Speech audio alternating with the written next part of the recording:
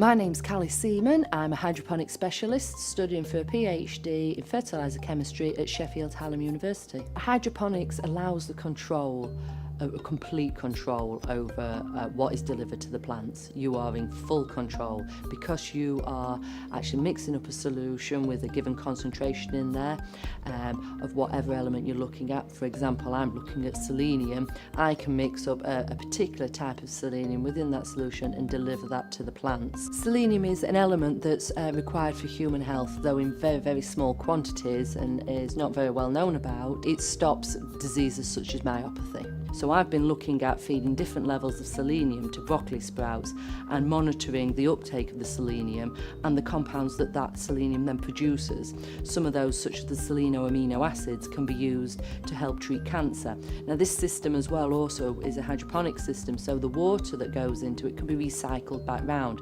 And what you've got is a sprayer at the top which sprays either a solution of nutrient that you're wanting on there or just water.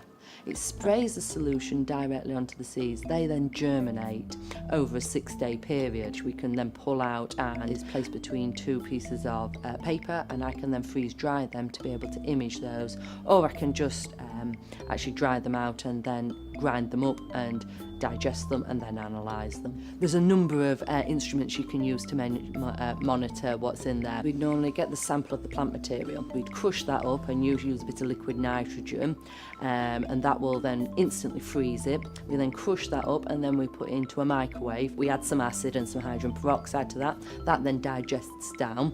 We then filter that through and then we can inject that into the ICP-MS. That will allow us to be able to measure the particular elements within that solution, and that gives you an idea of what's actually in that plant material that you've got there. ICP-MS just deals with elements, so that deals with your iron, your copper, your potassium, that deals with those kinds of things.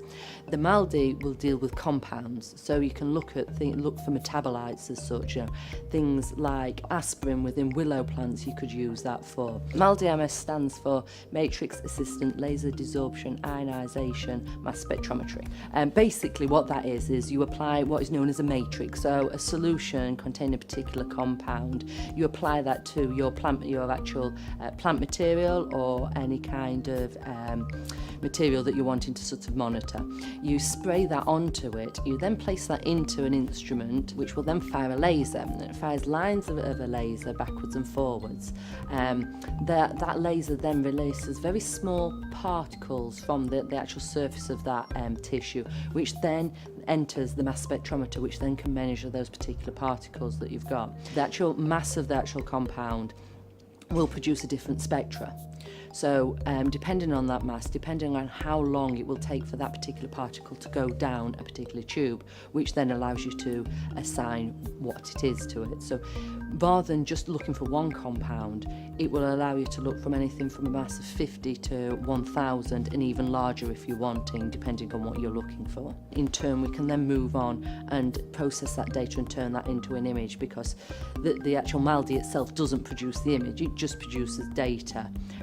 We then take that over to another piece of software which then turns that data into a beautiful image. I'm now working on using the techniques that I've actually learnt over the last 6 years doing my PhD to actually develop new nutrients for the market, for the hobby market, and for the commercial market as well. So if we can produce fertilisers that deliver nutrients more efficiently, that's what I'm aiming to do, and hopefully use these techniques in the future to allow the tracking of it and teach other people how to do it as well.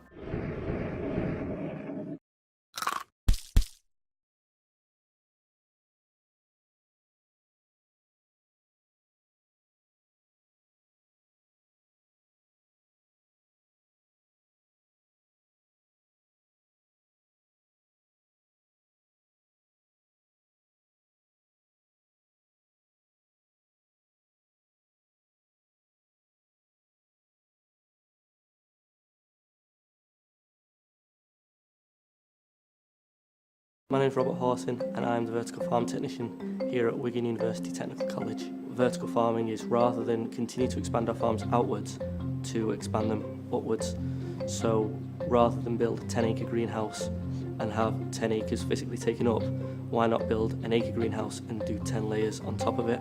Due to the increase in population, which is going to hit 9 billion by 2050, we're going to rely heavily on future technologies, and that's where hydroponics plays a massive part. This specific vertical farm can grow plants that you would normally grow on an acre and a half in the space of the room behind us. First we sow them, and then they're placed in the propagation room, and after a few weeks they are placed on the hydroponic unit in the troughs, and after that, once they are fully grown, they are harvested. We grow a wide variety of things. We focus mainly on herbs because that's what we use downstairs in the production kitchen. However, we have grown lettuce, we've grown chilies, we've grown peppers. We grow a lot of Chinese herbs for a local Chinese restaurant, so we grow the pak choi, the choy sum and the kai lin. We grow in a hydroponic conveyor belt. It does one revolution every half hour. We use that system to water the plants so that each plant can get the same amount of water, but also we use it so they can share the sunlight and get the same amount of sunlight. So the plants are grown in a synthetic soil, and it's done this way so that you can monitor how much water's going through it and how much water the plant's absorbing and the growing rate. It basically recycles the water that it uses, so the plants take in the amount of water that they need, but then the remainder water, which would normally be drained into the earth, it's collected and pumped around the system back into the plant again. It's 90% less water than what you'd use in a natural field. Well, I originally come from a farming family and we're very limited by the seasons, so we have to sow everything in the spring and then harvest it throughout the year. Here we can be sowing all year round, harvesting all year round. If you're a farmer, you can have a bad day, you can have a good day, it just depends on what the weather wants. But you can control that with a vertical farm. And grow vertically, we can grow on rooftops, we can grow in a building such as this, where traditionally you would need acres and acres of fields to do such a thing. Hydroponics is still evolving as to how we're using it. In, say, Japan, for example, where there's a lot of people in a small space, they've started turning all the old technology factories where they used to make floppy drives and CD drives, which are now obsolete, and they've started creating plant factories where they'll literally just grow nothing but one crop, so say they'll grow nothing but lettuce or nothing but pak choi. This is giving them lots of fresh, healthy vegetables. Since the growing population, especially in the coming future, I definitely think that the vertical farm hydroponics will definitely be used more and more around the world. Food security is something that's becoming very important very quickly. We're an expanding population in England. There's more and more people and we're building houses all the time, which means there's less farmland. We either have to ship it in from abroad, which means your food is a week, 2 weeks old by the time it gets to you, or you can grow it here in a vertical farm.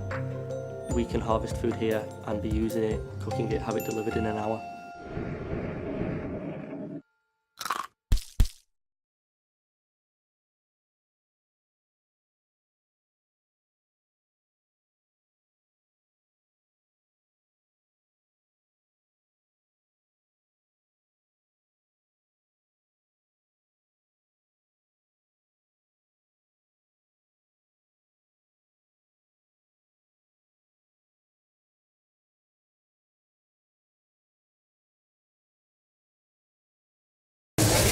A romaine.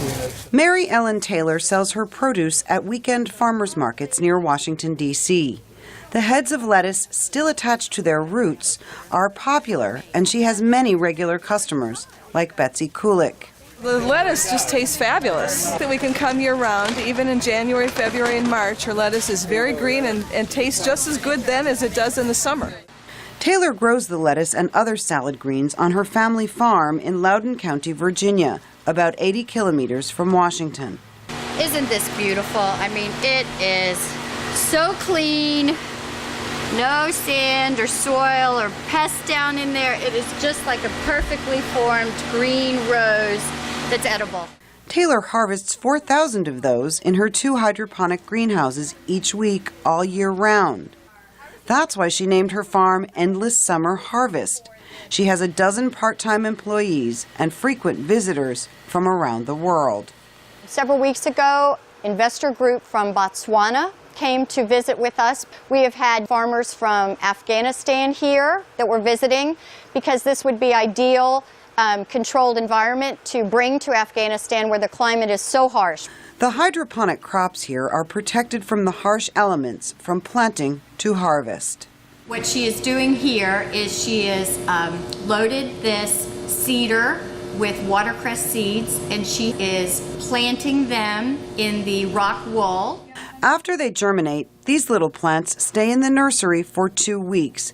Then they're moved to a greenhouse and placed into gutters where they'll grow to market size.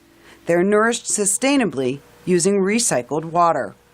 That tank has 600 gallons of water with the nutrients. It continuously flows in and out of that tank after it has gone through the system and all of the plant's roots. Taylor says the 2 greenhouses take up a little over 1,000 square meters of land, but produce the equivalent of a conventional 5-hectare farm. We've established that it's so productive on small pieces of land so they can be closer to major metropolitan areas. So, besides farmers markets, Taylor can sell her fresh produce to specialty grocery stores. It's incredibly popular. We have a great following. And local restaurants. Chef Anthony Lombardo uses the hydroponic lettuces in his signature salads. They really like the salad a lot. We've had a lot of positive feedback about the salad. People are so into buying local food. 90% of Americans eat lettuce every day. And we are a retail farm phenomena here in America. Taylor says she enjoys being known as the lettuce lady and is planning to double her farm's size this year. For producer June So, Amy Katz, VOA News.